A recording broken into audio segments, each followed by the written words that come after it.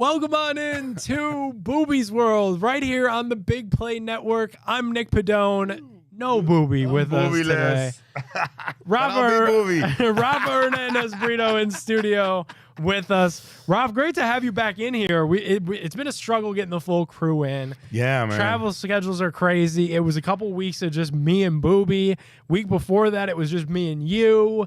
Great to have you back in here. A lot of traveling for our Cleveland Cavaliers. You've been a busy man. Great to be back home. Great to be back, even though it feels like the next 3 home games for the Cavs are going to be like 3 home road games. We just came back from a 3-game road trip.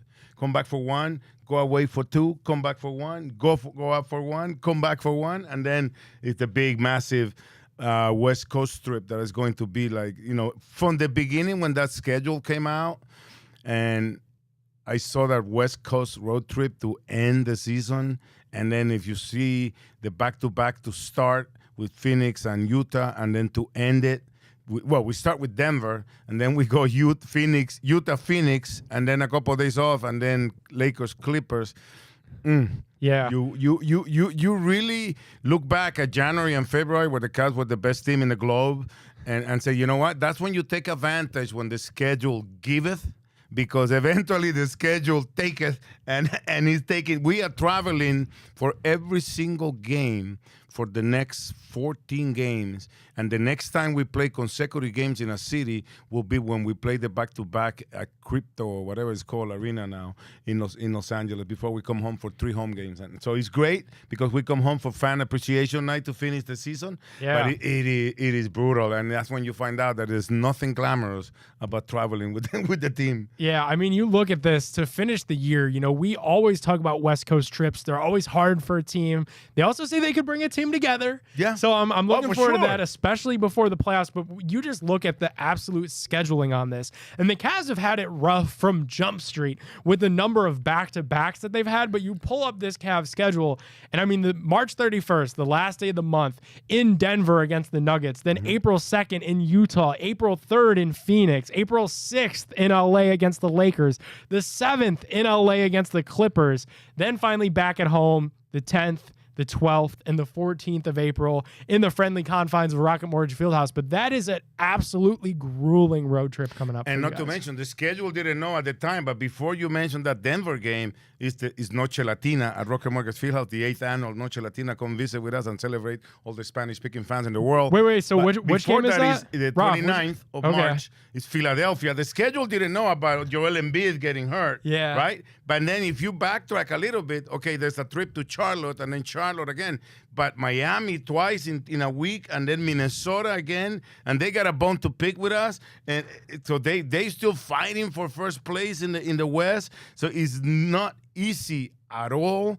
But again, you mentioned the team bonding. I think on the road is a lot better for the coaching staff because they have a whole crew together. It's better because you start building relationships. We have a new team member that came in the last road trip. And we're going to talk about contract. The twin did his thing, and so I think that's where I don't know if make or break, because I don't think we're making the playoffs. It's just a matter of this is what we got. The Cavs just came back from a road trip where they held the best offense in terms of points score per game in the NBA to 103 with that whole all-star team injured. Yep. So it says a lot about the team, and that's the things that you got to look into and take out of the 2-on-1 road trip. And I'm really hoping that Kobe Altman just hit another ball out of the park with the addition of Marcus Morris. So we're going to talk about Marcus Morris. We also got to talk about some of these Cavs injuries that have been piling up again. Jeez, the Cleveland sports scene just cannot catch a break with all these injuries. But Raf, before we get into all that, water. It's the water. I'm telling you, on the shores of Lake Erie. I got to ask you: New Orleans Pelicans, Houston Rockets, Indiana Pacers, Indiana, Houston, Nolans. Which one's your favorite? What city did you have the most fun in this little mini road trip? Houston, because it was nice and warm. Yeah. New Orleans, I don't enjoy the food, so I'll never vote New Orleans. Bourbon Street is you don't not for you. Past my prime. No, I'm not a big crawfish guy. I'm past of they're getting drunk and walking around Bourbon Street with a beer. It's great, but I've been there, done that. But Houston is nice because it was warm. Indiana is Indiana. There's nothing I can tell you about that. But like Houston is nice. Houston is big. It's Houston. It's Texas. It's the only city that we didn't come out with a win in this road trip. But out of those three, I'll take the space city. Absolutely, and their little city edition was cool too with the spaceman. Dude, they had a mascot dress at that. Did they? As the astronaut. That's cool. And I kind of don't like their mascot. Our beat writer Joe Gabriel loved the whatever his name the Rockets? is. Yeah, the Rockets mascot. What is it? Isn't it just like a big gray teddy bear? It's like a big elephant or something. But he's kind of rude and goes into the stands and like mess with the fans and everything. But they had it was his birthday, so it was kind of cool. And they had an astronaut that was because the court, all these city editions, I don't care which way you land on them. The kids, I mean, they look. Maybe you don't buy into them when you just look at the uniform. When you see the court all together and all the colors come together in the arena, they look really cool. And Houston was nice. It is sharp. I did love that mid-court. And then, their kit went along nicely with it. Very nice. As well. On today's show, guys, we're going to discuss the biggest headlines as it pertains to our Cleveland Cavaliers. We'll get into some of the injuries. We'll get into that addition of Marcus Morris on the 10-day contract. We're then going to take a look at some of the top stories around the NBA and the world of sports as March Madness is here. We're going to rank the top 3 moments in NCAA tournament history in this week's Booby for 3. And then we will go down memory lane with Rafa, who has called Final Fours. We'll be doing that this year as well. Yep. That's going to be a lot of fun. Don't go anywhere. More Booby's World without Booby right after this.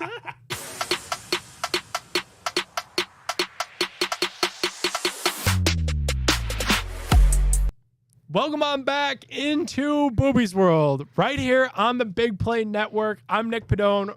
Cavs bilingual, play-by-play announcer, Rafa Hernandez-Brito, with me as well. Rafa, you said when we were in break you had a thought.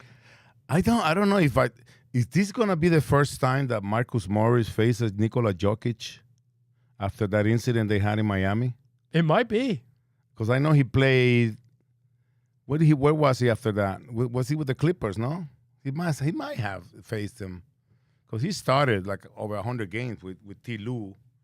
And he wasn't really, active this year with Philadelphia, but he's a consummate starter, and he showed that he can shoot the three very well and play defense and a quick learner too, because he adapted really quick to the style of defense that the Cavaliers play. But I wonder is that a thought in his mind? We'll have till March 31st to figure that out. Let's start with I'll ask him. Let's start with that headline first. The Cavs acquire Marcus Morris on a 10-day contract. That was a move that I was a big fan of, Rafa, because when we're talking about this Cavs team and we're getting them ready for the playoffs, what's that one thing that everyone keeps going back to? It's the toughness thing. It's that they didn't show up against the New York Knicks. They were a little bit outmanned, a little bit out-physicaled by Mitchell Robinson, Isaiah Hartenstein, and we just saw that show its ugly head again early in March when the Cavs played the Knicks in the regular season. I like the addition of Marcus Morris because he's not afraid to get in a dust-up with the team's best player. I think he's a big team-first guy, and I think that plays well in a locker room like the Cavs. Yeah, but I think it's easy to say it was toughness the difference. I put it more in experience and how hard it is to play at Madison Square Garden and how our guys lack that experience of being in a game, in a series against a team that have guys with experience, that have guys that love to get dirty and love to get pushy, and the additions of Max Strus, who had just come from a final, the addition of George Nian, who we now know for sure he doesn't back up off from anything, even though sometimes he moonlights as an Amazon delivery guy. What'd you think of that? Yeah, what'd you think of that? I love that. But that's George. He'll do anything. But again, I think it was more experience and because there's not one guy in the Cavs organization that is not tough. But there were a lot of guys in the Cavs team last year that did not have the experience to manage that toughness and to see how in the playoff the game slows down a little bit more, the possessions matter a little bit more, the refs allow a little bit more contact. So the addition of Marcus Morris, I think, is excellent. And the other day he showed against Indiana that not only he can play defense and he's tough, but he can hit that. He can shoot the long three. I know Booby had to have been a fan of that, Rafa, because 4 threes from Marcus Morris. And that one he hit at the end of the third quarter was huge. Yeah. Because he kind of tilted the game the other way because he could have been a 1-possession game or a 5-point game. So I think he's great. But again, the fact that JB had the trust in him to go in key moments, him and Merrill were on the court for a long time. A team that we were shorthanded, to say the least, in Indiana. But I love the way JB managed that lineup that night, and also I love the fact that he adapted really quick. All right, I know it's so difficult to say because we're only a few days into what is a 10-day contract. But this one has the feels of maybe a guy that'll be sticking around for a little bit longer. I know he said when he first got to Cleveland that this is a situation where he wants to help the Cavs springboard into the playoffs on the right foot. You think Marcus Morris could be sticking around with our Cavaliers a little bit? I know at least the rule that they can sign into a second 10-day contract. And I also know that the Cavs put out a release that Donovan Mitchell had a procedure done in the elbow he took from Tristan Thompson. The other day he tweeted he was happy to have Tristan Thompson back, even though he broke his MF nose. So we're going to be short-handed again a little more. We're still waiting for the comeback of Strus and Mobley. So I don't know. All I know is that he fit in really well. George is a guy that knows him well from being with him in Philadelphia. So he felt at home, and he's like, we got a good guy telling him how good the organization is, and I'm sure he found out already in those 3 days. He arrived in Indiana the night before the game, so we had dinner together, and now he's full mode Cavalier. Man, I love to see that. Absolutely. It was awesome to see.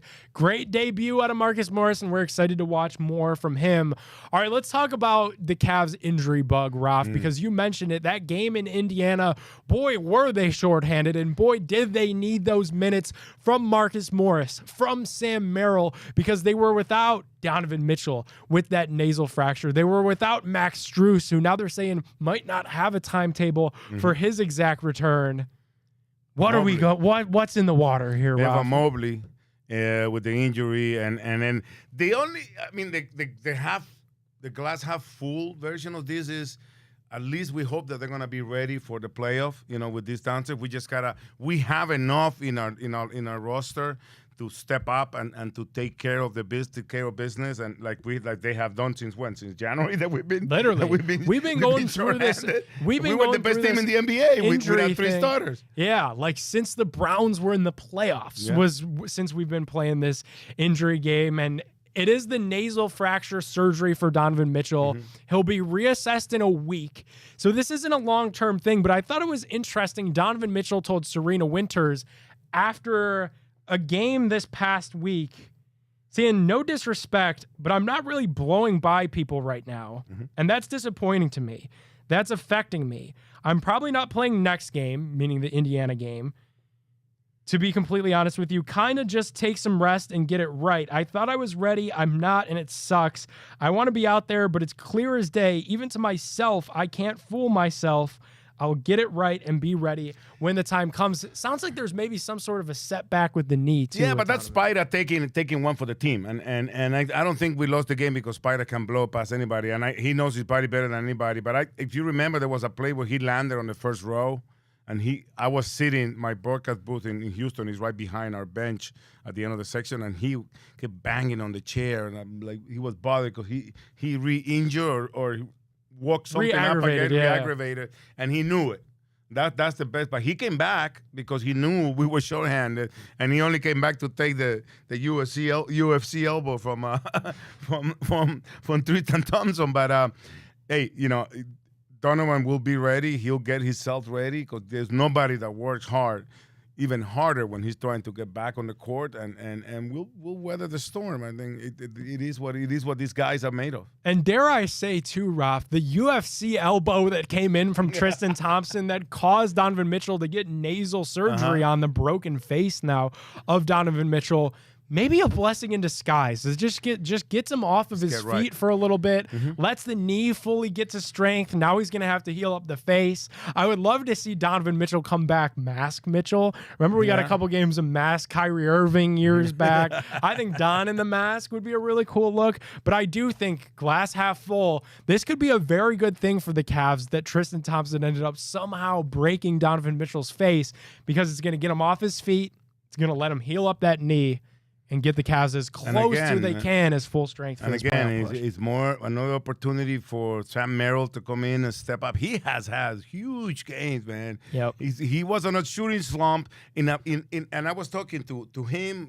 When we were in Atlanta, we were all really beat up with those games that there was two times where we played at home where we won games that we probably have no business winning, and we won them thanks to like Superman effort from Max Strus on one game against I forget who it was, against Dallas it was, and then Dean Wade against Boston when he had that perfect fourth quarter. The problem with that was that we had to travel right after both games, and everybody on the plane was so high and full of energy from what we had just witnessed. And the next morning, I'm telling you, I woke up and I probably burned 2 calories calling the game, and I was beat up in the morning when we went to play Atlanta, and I forget who the other team was that we went to play on back-to-back nights. So that kind of took a toll on us. But I think the fact that the injuries put their best defender from the opponent on Sam Merrill now with Donovan Mitchell and Garland and Strus out. So he got a little taste more of like what it is to play against the first unit. So, and he responded well because he had a game where he was 1 rebound short of a double-double, and he had 9 assists in another game. So I love Sam. Sam I am, the latter-day sniper, has done his job, and I think it's a more opportunity for him. We still don't know how Dean Wade is going to come back from his injury that he suffered the day he came back from his personal leave. So Mobley has been moving around. Strus is working to get back, but then again, you cannot worry about who can't play. Yeah. You have to worry about what you have and go to fight with that, because when you get to a fight, you're not going to say like, oh, I wish I had this guy. Yeah. It's the guys dressed that have to come up and step up. Absolutely. Great stuff, Rob. Straight ahead, we're looking forward to the certain games Cavs will be playing on their schedule. We'll also get into some other headlines around the NBA and the world of sports. Don't go anywhere. More Booby's World right after this.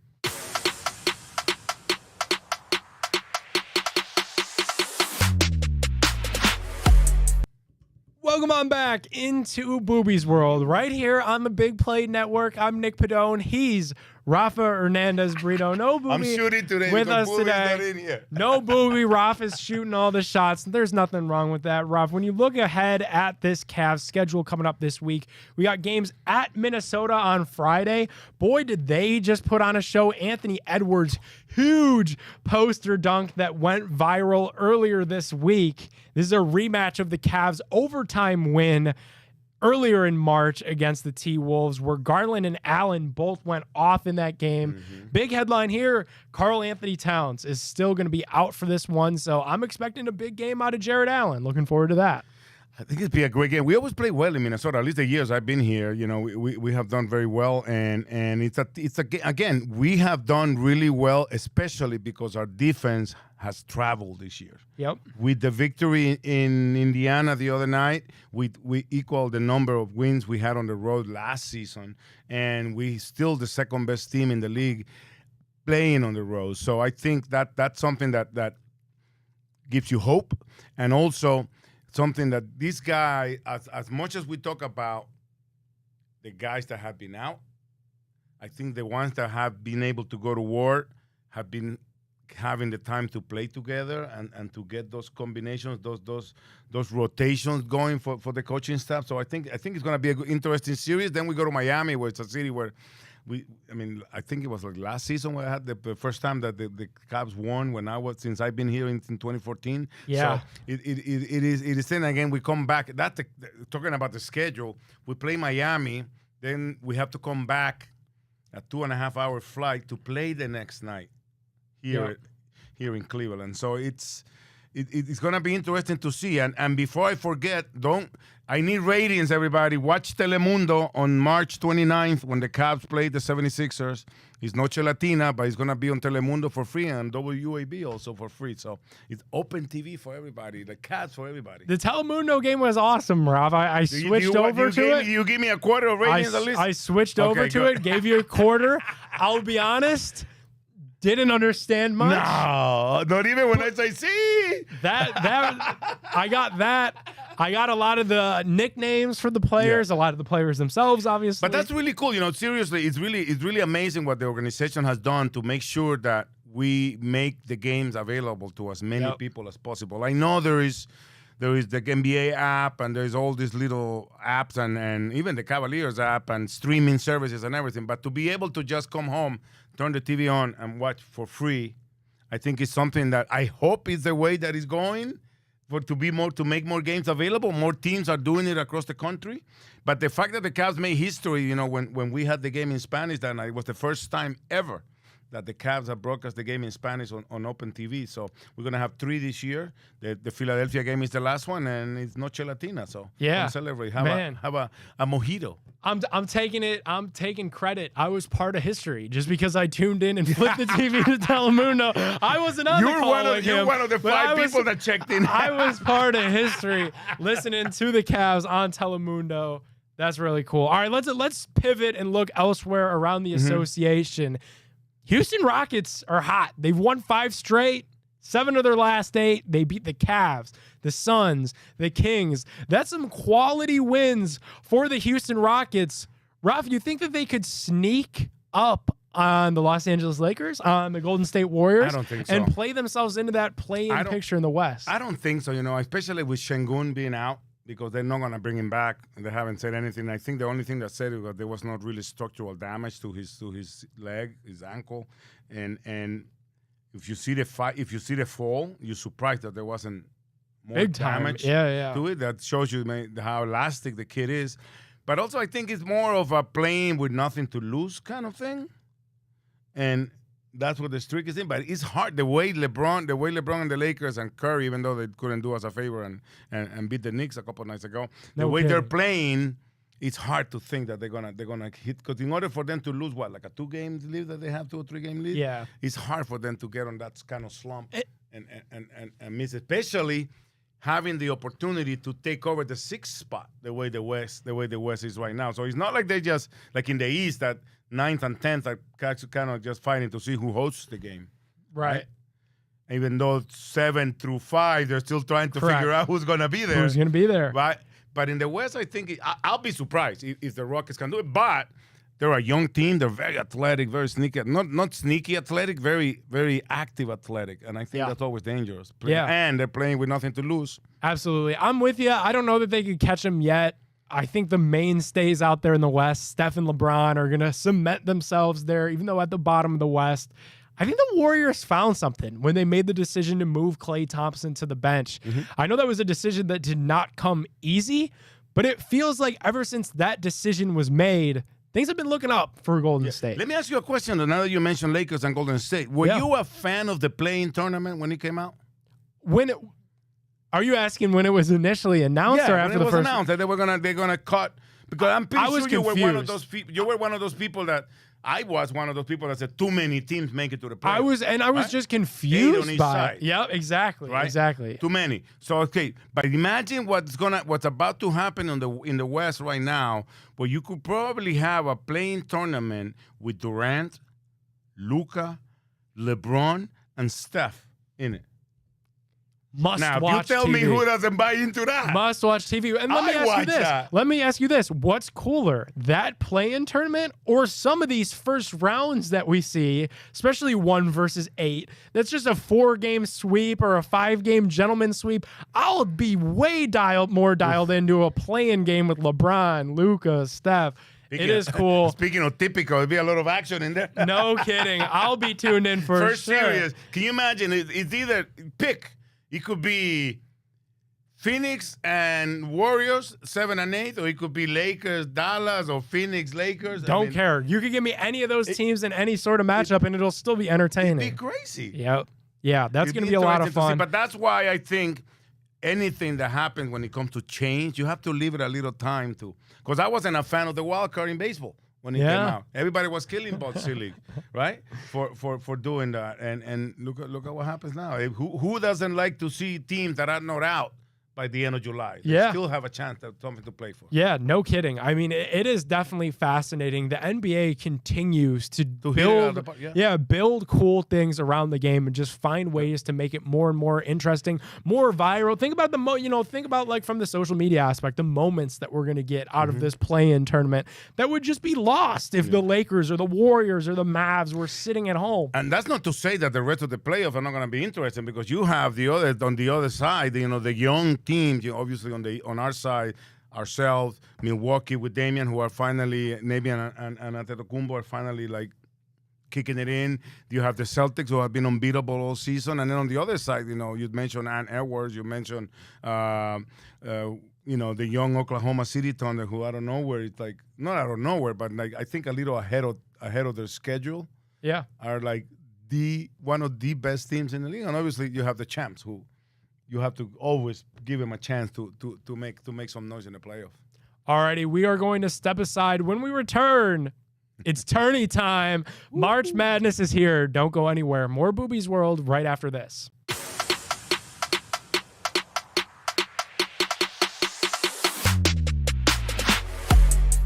Welcome on back into Booby's World right here on the Big Play Network. It's tournament time with Tipico Tourney Mayhem.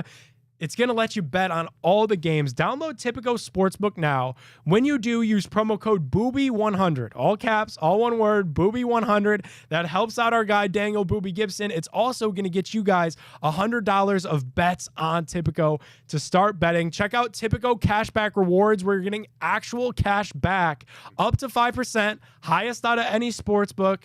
Bet on Tipico now. When you do, use that promo code Booby100. And it's tourney time, Raf. Ooh, March Madness is really madness for me, because although this year the schedule was rough, good with madness. me. It's good this year. Yeah, it's good because we play Phoenix on Wednesday before the Final Four. Okay. So I'm just staying back in Phoenix while the team goes to LA, and I'm gonna stay back in Arizona, in Phoenix, to do the Final Four. So it's still interesting to see. I don't know. It's the hardest thing to prepare for, because I wish I could pick and say, okay, let me concentrate on this side. Let me pick so Kentucky. hard, yeah. Let me pick like if I end up picking all the number ones to actually like do some ahead of the time homework, I always end up with homework that I did that I won't use, especially last year with San Diego State and Miami and who else made it to Central Florida. Like, yeah, some very random teams. But do you have a prediction for a Final Four this year? No, I haven't even looked at the bracket yet. Do you fill out a bracket? Yeah. Okay. Yeah. That's good. Dave told me he hasn't filled out a bracket in like 10 years. I'm like, you're nuts. Why? He does March Madness squares, and you could check that out too on Big Play. Our guy, who is that? I want to be in that. Our guy Refog's putting it out. March Madness squares. How does that work? We're tying it in with Tipico, so I don't know if you're going to be able to. How about this? I could gift you a square probably. So what we're doing with Tipico is we're doing where you bet on games on Tipico, $25 bet. All you have to do is tweet that $25 bet to Reflog McNeil on Twitter, and then you're in. Free entry. But how do the squares work? And you're in every game. So Dave explained it to me that like this. It's exactly like a Super Bowl square for quarters and then the full game final score. But it's final scores of every single game, winning number, losing number, just like a Super Bowl. A box for every game? Box for every game. Good Lord, who runs that? We're going to be running it. Reflog's going to be running it with our guys at Tipico. Get a day job, man. So I'm gifting Rafa a square. Rafa will be gifted one of my $25 squares. That's crazy. For one of my bets on Tipico. Yeah, I never heard of that. Yeah. I heard the baseball pool, that it's like the 0 to 13 squares, where you get you can do it with random picking the team for everybody that participates, or you can pick your team, and doesn't really matter. But let's say you get the Guardians, and the Guardians lose 3-2, then you get the 2 square, right? And then they win 4-3, then you get the 4 square, and whoever fills the 0 to 13 squares wins the pool. Yeah. The problem is that you're better off not getting your team, because then you're rooting against your team scoring. Right. If you already got the 10 to 13 bucks, you don't want it to score more runs. So, but that's interesting. I do the pool, the bracket. Yeah. That's what I was telling you. I'm like, you really don't have to have any knowledge of. Exactly. I'm like, you got to just fill out a bracket. Like, who cares? If anything, like the bracket pool that I'm in with my friends, it's $10. $10 donation every year. Yeah. Who cares? For the cause. It'd be interesting to see. I really haven't gone deep into the seedings and everything, but I know I always have an issue with the NCAA, for example, when they have 2 teams playing to be ranked 10th. To me, that means that both teams should be in the tournament. Yeah. They should have them playing to be 16th. How about this? You got to listen to our interview, shameless plug here, with John Fanta on the Big Play Cleveland show this week. Local guy from Cleveland. I need to meet that dude. Awesome. You know him? Electric personality. I know who he is, but I never met him personally. From Cleveland. Yeah, I know. And huge into college basketball. I mean, he literally broke. Big East. Yeah. He broke down damn near every matchup for us, Raf. You got to listen to that interview while you're filling out your bracket. Yeah. That's what I'm gonna do, and hopefully it gives us a lot of insight on Big Play Cleveland. I basically start preparing for my broadcast, from the Elite Eight. Okay. That's when I kind of have an idea of. All right, we're gonna get through memory lane because we're gonna get through Ross, like all your Final Four memories, what you're looking forward to this year, all that stuff. But today we got to rank our top 3 favorite moments from past NCAA tournaments. Okay. Some favorite moments, and then we'll get into some of the other stuff. Well, I have to start with the Romeo Robinson hitting the free throws against Seton Hall to win the title for the Wolverines. I mean, that's a good one. That's a good one, right? The 1979 finals, which was probably the first one I ever watched between Larry Bird and Magic Johnson. Indiana State and Michigan State was an awesome one. And to pick one of the ones I'd call, I think, the Villanova title with Bronson and DiVincenzo. And DiVincenzo coming off the bench and scoring, 30-some points. I think that's something. I got to pick one of the ones I done, so. Okay. Yeah. How about, do you have a favorite March Madness player or character of all time? There's always players, There's always players that come out who can not remember or who can forget, Bo Kimball playing in the final in the March Madness and shooting left-handed with his eyes closed. I forget what he was doing in honor of Hank Gather that had passed away, a few days before the tournament, or I think it was during a tournament match. And then Glenn Rice shooting threes from all over the place. We always talk about the Final Four with Senor Cavalier, Austin Carr, because he holds the record for the most points ever scored on a tournament game. And we were talking about him. We thought the record was unbreakable. It should be on that list of, the 56-game hitting streak and all the Cy Youngs and I forget how many complete games and everything. But now Caitlin Clark, she could be playing with that. So so for the fans out there, what's AC's record? That's 61 points he scored in a tournament game. So if he broke the record. He broke the record of Bill Bradley, Senator Bill Bradley, Dollar Bill, who had 59 in the Final Four. Wow. But AC had, against Ohio University, he had 61. And we have made it so many times when this tournament comes around, we do a thing about the video, and they kind of projected the 3-point line onto the thing. Yeah. And it would have been 74 points if there had been a 3-point line. Wow. So we'll see. Caitlin Clark. I told him, I said, it would be kind of poetic justice if she breaks it at the Fieldhouse during the Final Four. Yeah. They'll have that 34 to go up there with the camera and look at Senor Cavalier's number. But no kidding. If you think about it, man, 61 points. I don't think in the men's can happen. No. Because they don't, they just don't get that high in college basketball. That, they don't let them shoot that much. No. Yeah, a lot of low-scoring games, again, for our people at Tipico. But, so... Man, that's crazy. What was his reaction? You think he'd be cool with that? I don't know. I don't think so. I told him, I said, at least you still be the highest man scorer, right? Exactly. All right, I'll give you a couple of recent characters that were cool, and then we'll step aside for another break. And I guess this shows my youth Aaron Kraft years at Ohio State. You got to admit, even as a Michigan guy, a lot of fun. That dude was a lot of fun. Yeah. Especially the story. He was a doctor. He really didn't even care about basketball. Defensive pest, really cool. How about this one? Jimmer Fredette. Another guy kind of similar to Aaron Kraft. Didn't look like he really belonged, but man, did he shoot the hell out of that basketball. What about Sister Jean? Sister Jean and Loyola, Chicago. Fun storyline cool. there. How about RJ Hunter when he hit that buzzer beater and his dad was the head coach and fell out of his chair? You remember that? Or no? There was another guy whose father was the head coach. McDermott. No, he played. Yeah, that was another one he too, hit though. like a half-court three. Oh, what was the name of this kid? His father was the coach, and now he is a coach.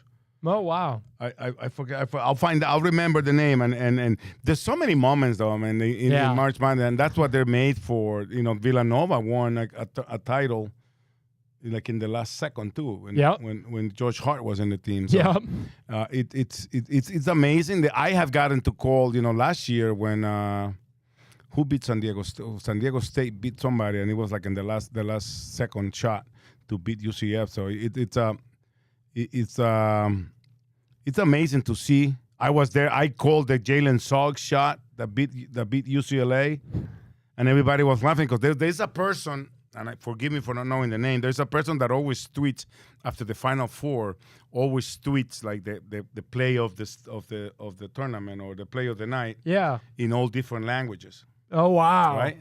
So we do that a little bit with some Cavs. So calls. everybody was laughing because when Jalen Suggs hit that shot, I never know what comes out of my mouth, and what came out of my mouth was 12. The clock has struck midnight for Cinderella because UCLA was like over. The thing. Yeah. And then I just say Buenas noches UCLA, and that's what everybody picked. Like everybody, people from UCLA were mad at me because they thought I was like. Playing with them, and then people from Gonzaga State were like loving the call because it was kind of like good night. That's it. Yeah. See you later. That was a really killer. We have more March Madness stories straight ahead on Booby's World. Don't go anywhere.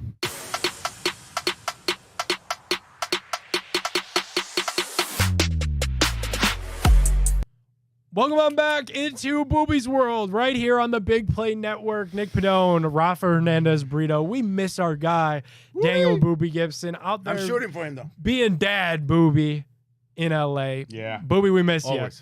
you. Raf, no worst take this week. No worst tweet, dumbest tweet of the Internet week. police have taken a break from this rough week of traveling. Raf turned the badge in this week, folks. Enjoy your week off, Garrett. Yeah. So if you guys had a dumb tweet that you put out, Raf isn't coming for you. Don't stop being dumb. Keep tweeting. Next week we'll be back with a vengeance, I'm sure, on this segment. Raf, when you are filling out your bracket, when do you pick the upset? Do you go like the traditional, like what do they say, 12 versus 5? Yeah, 12-5. I pick, now you can even go 13 the way it's been going recently. But those 7-8, 9-7 games, 7-8, 9-6 it is. Those games are always like interesting. But yeah, you always gotta pick a 12 beating a 5. Yeah. Somewhere you gotta find one and pick that. So there's always those highest. If you go with picking just the ones, you stand to lose some point. So you gotta find the upset. Yeah, absolutely, and it's rare too, and especially too like then you can't leave the upsets there, right? Because then once you get into the next, on a roll, you gotta make it through the weekend at least. Exactly. Yeah, like you that after that first weekend, like your bracket's not done. Like you still gotta have accurate picks. That's usually where I get screwed up. I do a good job in the first round of 64, but then as it carves in, like Saturday and Sunday, that's when things really start going south. Picking the high. You always gotta also watch where they're playing, because most geographics, man. Most number ones get kind of like a home court advantage. You know, like Duke always played at Greensboro. Yeah, even this year, like UNC is like in the Garden. They'll play in Charlotte or something like that. You know what I mean? Yeah. So you gotta play, like if Connecticut's playing in New York or anywhere near, Connecticut fans always travels. Yep. But like you always gotta look into that and read a little bit, because there's so many teams that don't be fooled by their record. There's some guys that there's some teams that probably there because they just won the tournament on the conference, and there are other teams that like St. John's was left out. Man. Yeah, I can't believe. What'd you think of that? And then what'd you think of the reaction that they were just refused the NIT? He was having none of that. That's so Rick Pitino. Is crazy, but they have a reason to be. Although, if you really look at the record, I'm sure your friend, what's his name, John Fanta? Yeah. John Fanta, isn't that the name of a soda from a long time ago? Fanta soda? Yeah. Right? Fanta Naranja. That they used to sell it in El Salvador. If you look deep down in the numbers, they did really bad against ranked teams. Okay. Right? St. John's they went like 1-6 against ranked opponents, and I was looking at the breakdown. So, but still, the whole thing with Pitino refusing the NIT is crazy. Like, he's mad he's not gonna get to wear his white suit anymore. Yeah, that is classic Pitino though, to just kind of stick his nose up to. What I need? You know what I do every time when I get to the side of the Final Four, I review the conferences because I don't know who plays in what conference anymore. The Big 12 is 30 of them, and the Big 10 is 20. And stuff like that. So how about this one? You think Akron Zips have any chance against Creighton? I think that one. What is that right now? A 14 seed Creighton against Akron. They're still shocked that they're in the tournament. Huh? No kidding. That poor kids. Did you see what? Dude, I was there. I went to Kent State, and I was at the coach. Fieldhouse. The coach kind of like tried to take a bullet for the kid. He did. Real one. But it's a hard way to lose. Absolutely. All right, we're going to step aside, wrap up the show. When we return on Booby's World, don't go anywhere.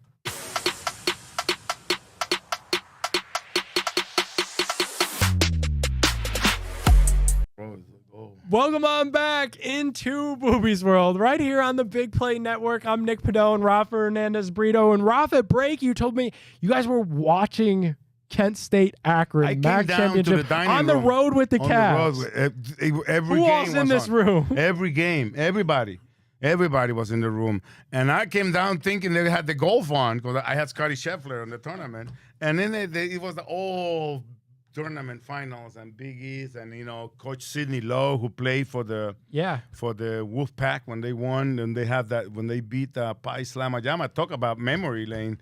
We should invite Coach Lowe to talk about those days, man. He was happy they beat UNC. There was a couple of. Now we have two Texas guys with Tristan and Jared. Even though Jared, I asked him, he said he didn't even know Texas made the tournament. Booby too. Yeah, we would have Booby, a huge big Texas. We had Nian was happy about Iowa State. And it's ranked too. They have a chance. Yep. Cora from Auburn. Of course. So we got a lot of guys that have a dog in the race, a dog in the fight or in the race, whatever you want, whatever it says. Man. That was so heartbreaking, and because having been going to Kent, that's your only chance is winning the tournament, getting the auto. Now let me ask you: you were there. Was there a timeout before that bucket, or was it like continuous play? Continuous play. It was okay. The coach didn't get a chance to tell him. Correct. Don't foul. Don't. In fact, it was so crazy in the fact that it was a missed shot. Kent kid catches an offensive rebound, put back layup to go ahead one. And then inbound the ball. And I saw the kid, and so did Coach Sendroff from Kent. Took a bullet for him after across the court. I saw him just cut an angle up, and he probably passed 2 or 3 of his teammates en route to follow him. And I was like, "Oh, this is gonna go so bad," and it did. Bad. The only thing I have to say to that kid, I don't know his name. It's that not to worry about it. Chris Webber has a company named Timeout now, so he made a living out of his mistakes. So life goes on, and like Coach, what's her name from Duke? Who used to play at Tennessee, Lawson, the coach of the Lady Blue Devils. She always says you have to handle hard better, and that I hate to be that kid. And today, tomorrow, and I don't know how long it's gonna take him to get over it, but he'll soon find out that life goes on. We're going to the bat for this kid. I am personally with our producer Ryan of the show. On Thursday, we'll be streaming live on Big Play from the lounge. I'm betting on Tipico against Akron. So we're betting against Akron. We'll be watching it live here in the lounge at Burke Lakefront Airport. Rob will be there cheering me on. I'm going to put a big bet in. against the Akron man. Zips. What a gift they got. I'm going with Creighton. What are they? The Blue Jays? Let's go, Blue Jays. Let's go. And we'll have that on Big Play. Keep it locked. Follow Booby's World on all your favorite social media platforms. We will be live next week with Booby. For Rafa Hernandez-Brito, I'm Nick Pedone. We'll see you guys on Big Play next time.